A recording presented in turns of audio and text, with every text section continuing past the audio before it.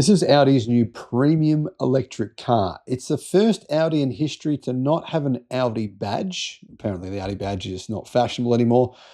And it's also the first Audi in history to be made by a Chinese car company pretty much completely. Is that a good thing? Maybe. Could be. Hello, my friends. Welcome to the channel. I'm Sam Evans. You're watching The Electric Viking. And if you're new to the channel, shock horror, how could it be a good thing that a Chinese car company is making an Audi vehicle? Surely Audi are premium. They're better than China. Surely their cars, it would be a huge downgrade, surely, if some Chinese company were to make Audi's cars. Well, actually, when it comes to technology, China is ahead on EVs and batteries and pretty much most of the stuff that goes into electric cars. But the key reason here for Audi's decision, I don't think comes down to China having better technology, because Audi does have access to some of that tech. If it wants to, it can order some of it from its suppliers. But ultimately, Audi's cars are just too expensive to make. It makes a huge number of them in Germany, where it's extremely expensive to make them. In fact, it's nearly double the price to make a car in Germany versus China. And Audi's margins have been crashing. Only a few years ago, they were around 15%. Now they've dropped to 6%. And in fact, they are falling almost every single quarter. So Audi went and, you know what, they got SAIC, one of the Chinese state-owned conglomerate, to build its E5 Sportback. Now, this vehicle starts at a staggeringly low price of $32,000 US. It has an 800-volt architecture. It can accelerate from 0 to 100 in 3.4 seconds. It's as fast as an Audi RS6, but it costs 5 times less than an Audi RS6.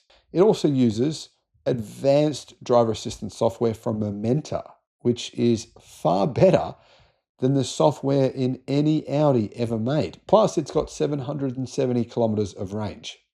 Now, let's be real. $32,000 US.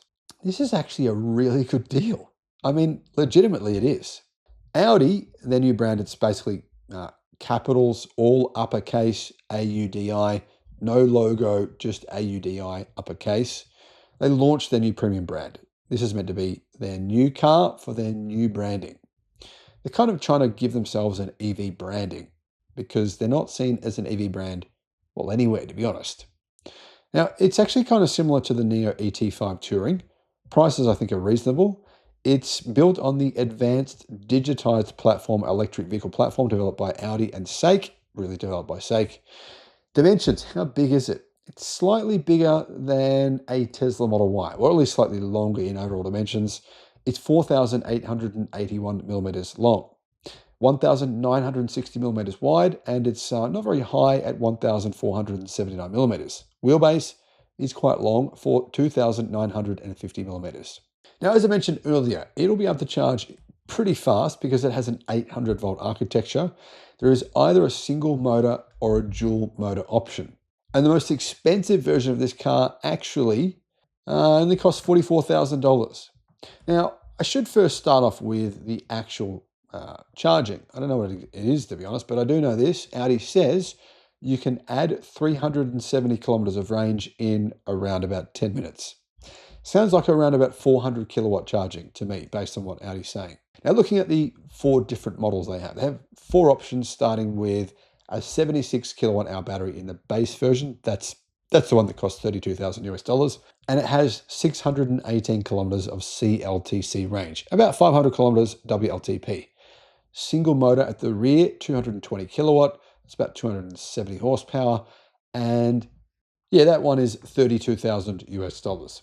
Now, you step up to the Pioneer Plus, you're paying approximately $5,000 US more than that, but you get a 100 kilowatt hour battery. And I believe that's the 100 kilowatt hour Cheer-in battery pack from CATL, NMC battery cells. Anyhow, range is 773 kilometers, so approximately 650 kilometers WLTP. Motor, it's also rear-wheel drive, and it has 300 kilowatts, so nearly 400 horsepower.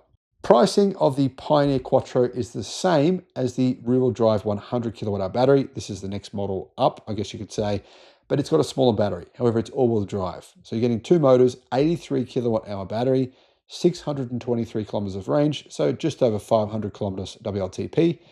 And in total system power is 386 kilowatt. It's the same price as the Pioneer Plus. So around about 37,000 US dollars. Now, the most expensive version is the flagship Quattro. It gets all-wheel drive, the bigger battery, the 100 kilowatt hour battery, and it has 647 kilometers of range. So probably about 540 kilometers WLTP. But it has two motors, putting out a total power of 580 kilowatt, which is about 750 horsepower. And that model costs 44,000 US dollars. And it can accelerate from 0 to 100 in 3.4 seconds. That's 0 to 62 miles an hour. So it's one of the quickest Audis that Audi have ever made, but it only costs $44,000. Anyhow, is this actually an Audi? Well, the truth is most of the parts in this vehicle are not made by Audi. They are actually made by SAIC. So yeah, it's not really an Audi. And it doesn't have an Audi badge. And to be honest, the battery's not made by Audi either. I don't know if anything's really made by Audi, to be honest. Anyhow, the base model vehicles do get lithium iron phosphate batteries. So those smaller batteries are lithium iron phosphate. The bigger ones, the 100 kilowatt hour batteries, they're an NMC battery from CATL. Now, apparently it gets 27 sensors, including 1 LiDAR, 3 millimeter wave radars, 12 ultrasonic radars, and 11 cameras. Those all send data into a Momenta ADAS system. And I'm going to guess it's probably pretty good because Momenta's tech is, well, it's actually very good. It's all processed by the Orin X chip from NVIDIA, says Car News China. Inside, you can see that there's an astronomically large 59-inch long LED screen. Now, Audi says it's a 59-inch screen, but the truth is it's pretty narrow. But yeah, it's 59 inches, and it does look pretty bling, I guess you could say. It's not really my personal taste. I think it looks a bit, I don't know, it just makes the dashboard look a bit weird. But anyway, it's certainly going to give you plenty of screen real estate. And it's nice for the passenger. The passenger can watch movies while you're driving. And the screen it's sort of like an airplane where you can't see what the person next to you is watching, or you're not meant to be able to anyway. And it's the same system where the driver's not going to be distracted by the passenger watching movies. So that's cool. Now, technically, I think you could say this is a station wagon, a shooting brake, maybe you could call it. To me, it's actually a competitor for the Zeekr 001, but I personally think the Zeekr 001 looks better than this. In fact, I think the styling is a bit odd for this vehicle.